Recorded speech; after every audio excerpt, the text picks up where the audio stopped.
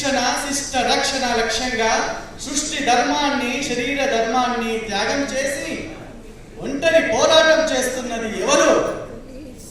గట్టిగా చెప్పండి.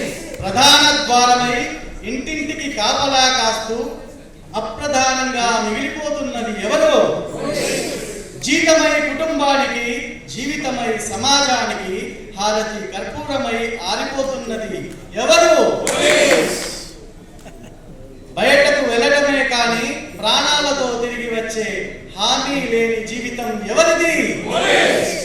అభయ హస్తమై బహువచనానికి భరోసానిస్తూ ఏకవచనమై ఏకాకిగా రాలిపోతున్నది ఎవరు?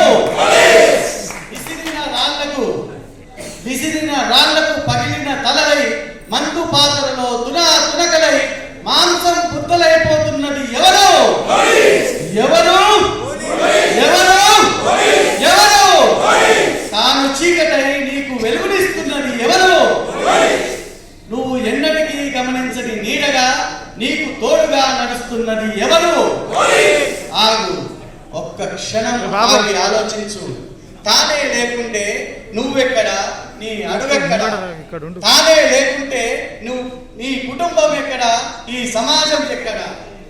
చరితలకెక్కని వీరుల మరణం చలించి చూడు ఒక్క క్షణం. చరితలకెక్కని వీరుల మరణం చలించి చూడు ఒక్క క్షణం.